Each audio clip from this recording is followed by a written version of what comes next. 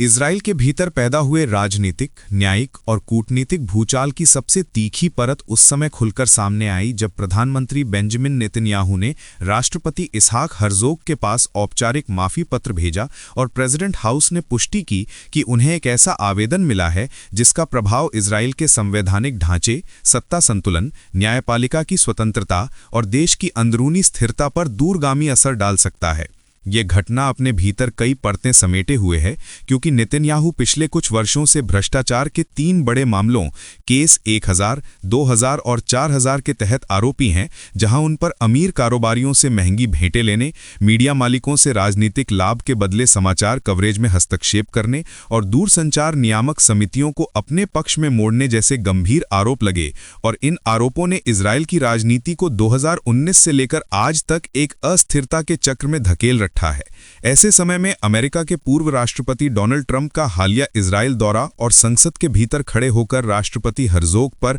सार्वजनिक दबाव डालना कि वो नेतन्याहू को क्षमा कर दें, पूरे मुद्दे को एक नए भू-राजनीतिक विवाद में बदल देता है। क्योंकि इजराइल खुद को स्वतंत्र न्यायिक परंपरा वाला देश बताता है और एक विदेशी नेता का संसद में जाकर न्यायिक मामलों पर राजनीतिक निर्देश देना देश की संप्रभुता को लेकर बहस को और भड़का देता है। हर्जोग का कार्यालय भी ये संकेत दे चुका है कि वे इस माफी आवेदन को केवल तब स्वीकार करेंगे जब कानूनी सलाहकारों की सभी राय, राष्ट्रीय सुरक्षा प्रभाव, न्यायिक मिसालें और देश के सामाजिक राजनीतिक माहौल का पूरा आकलन कर लिया जाए। लेकिन राजनीतिक विश्लेषकों का कहना है कि यदि ये माफी स्वीकार हो भी जाती है तो इससे न केवल नेतन्याहू के समर्थकों को बल मिलेगा बल्कि देश में फैली न्यायिक सुधारों को लेकर पिछले साल हुए बड़े जन आंदोलनों, जहां लाखों लोग सरकार द्वारा सुप्रीम कोर्ट की शक्तियां कम करने के प्रयास के खिलाफ सड़कों पर उतर आए थे, उन सब की बहस फिर से भड़क सकती है और ये स्थिति समाज में एक नई विभाजन रेखा पैदा कर सकती है। इसी राजनीतिक उथल-पुथल के बीच जब लेबनान पर एक और इजरायली हमले तेज हो रहे हैं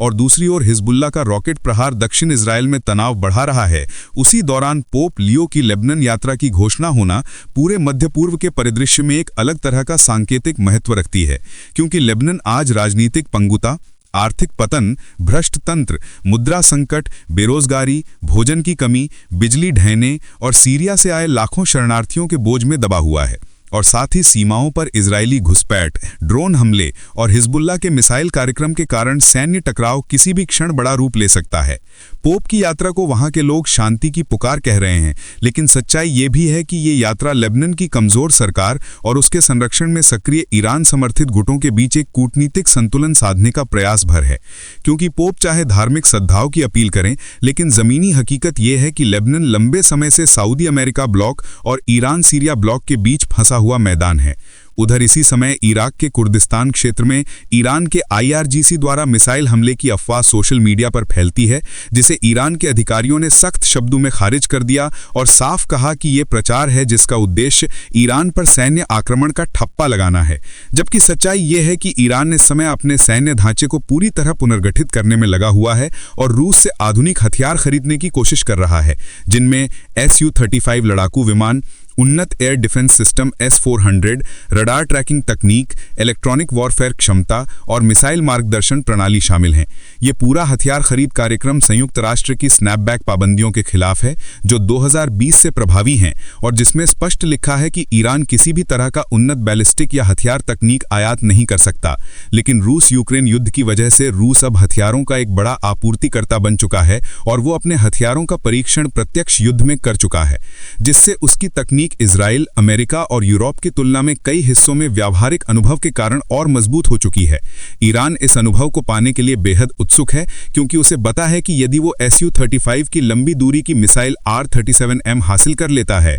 तो इजराइल के F-35 और F-16 विमानों को काफी दूरी से निशाना बनाना संभव हो जाएगा और ये इजराइल की वायु श्रेष्ठता के लिए एक गंभीर चुनौती बन सकता है। लेकिन यह भी सच है कि इन विमानों को पूरी तरह चलाने और युद्ध स्तर की तैयारी हासिल करने के लिए ईरान को नए पायलट तैयार करने होंगे, जिनका प्रशिक्षण रूसी मानकों के मुताबिक लगभग 5 से 7 साल लेगा। और रूस की प्राथमिकता यूक्रेन युद्ध में लगी होने के कारण ईरान को तुरंत क्षमता नहीं मिल पाएगी। इसी समय ईरान अपने बैलिस्टिक मिसाइल प्रोग्राम को तेजी से उन्नत कर रहा है, जैसे खुरम शहर, सैयद, फतेह, जुल्फिकार और हाइपरसोनिक मिसाइल प्रणालियां, क्योंकि इजराइल ने पिछले जून के हमलों में जो अनुभव किया उसमें सबसे खतरनाक पहलू था ईरान का एक साथ 500 से अधिक बैलिस्टिक मिसाइल और 1000 से ज्यादा ड्रोन का प्रहार, जिसने इजराइल के कई शहरों, सैन्य मुख्यालयों और एयरबेस को क्षति पहुंचाई। हालांकि इजराइल ने अपने एरो 3, डेविड्स स्लिंग और आयरन डोम की मदद से इनमें से कई मिसाइलें रोक लीं, लेकिन बड़ी संख्या में मिसाइलों का एक साथ आक्रमण किसी भी रक्षा प्रणाली को अस्थायी रूप से थका सकता है।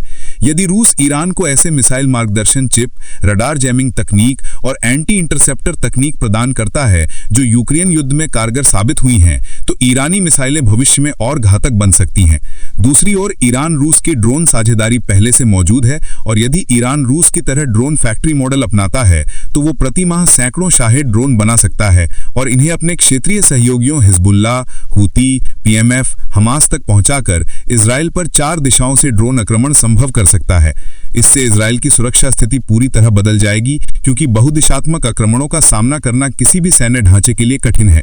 इसी समय यदि ईरान परमाणु कार्यक्रम भी तेज कर देता है और यूरेनियम संवर्धन 90% तक पहुंच जाता है, तो यह सिर्फ इजराइल ही नहीं बल्कि पूरे मध्य पूर्व के लिए एक बड़ा खतरा बनेगा। उधर पाकिस्तान की राजनीति में इमरान खान की मौत की अफवाहों के बीच पीटीआई का दावा है कि उन्हें अकेले सेल में रखा गया है, परिवार से नहीं मिलने दिया जा रहा और उनकी सेहत पर खतरा मंडरा रहा है। पार्टी कहती है कि यह सब सत्ता संघर्ष का भाग है और इससे देश में अस्थिरता और गहरी होगी। इन सभी घटनाओं की कड़ी को जोड़कर देखें तो इजराइल के भीतर की राजनीतिक लड़ाई, राष्ट्रपति की नैतिक दुविधा, ट्रंप का बाहरी हस्तक्षेप, लेबनान की टूटती अर्थव्यवस्था और बढ़ता सैन्य खतरा, ईरान की बढ़ती सैन्य उम्मीदें, रूस ईरान हथियार गठबंधन, ईरान के मिसाइलों की क्षमता में तेज उछाल, मध्य पूर्व की जटिल सामरिक संरचना और दक्षिण एशिया में इमरान खान का संकट, ये सब मिलकर एक ऐसा वातावरण बना रहे हैं जहां आने वाले महीनों में किसी भी दिशा में छोटा सा कदम भी पूरे क्षेत्र को एक बड़े संघर्ष या नई राजनीतिक व्यवस्था की तरफ ढकेल सकता है। और यही कारण है कि नेतन्याहू का माफी पत्र केवल एक कागज नहीं